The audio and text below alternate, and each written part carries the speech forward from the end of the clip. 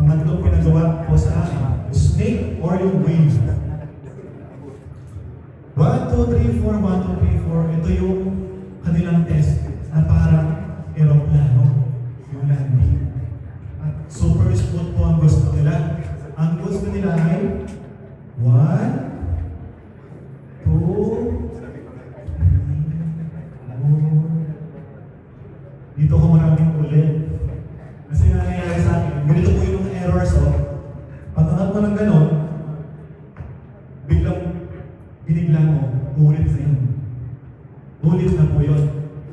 Kapag inangat mo siya, kailangan flawless yan. Flawless ang pantay-pantay. Then pag bigla kang pumayro, gumanon, ulit ka ulit sa simula. O repeat, disturb mo repeat again, repeat. So ganun. Wait, paano naman yung snake? Ganun din, pero top view naman. Parang gumagapang na. Same level din. Same level. Yung wave, ang laman ng Roland na pinagawa sa akin. Sabi, hindi, punta ka doon sa dulo. Sabi ko, malayo na po nito. Nasa dulo yun pala, ang gusto niya, parang airplane talaga. Yung ang landing mo,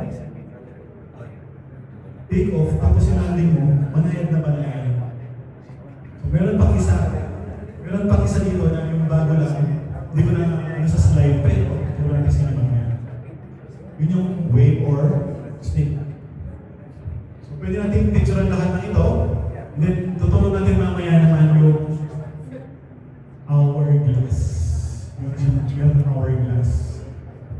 Yung hourglass, para naman siya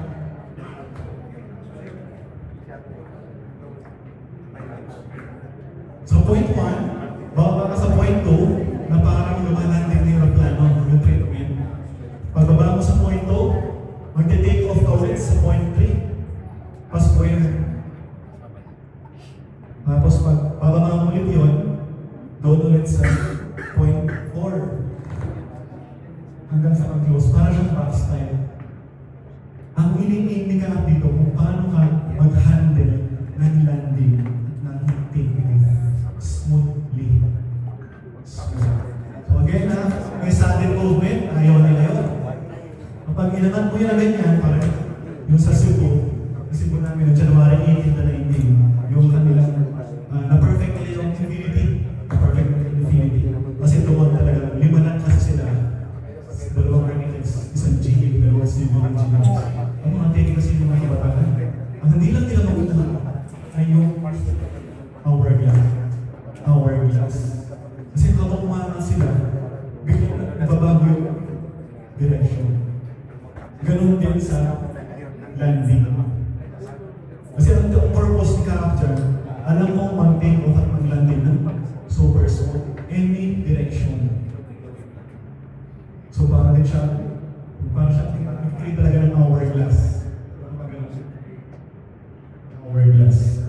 So yun, actually ito yung si Engineer Badilio of Region 4, nahirapan naman siya sa Infinity. Doon ko siya yung kasi sanay sa lugar, sanay sa flight planning. Inamit na sa akin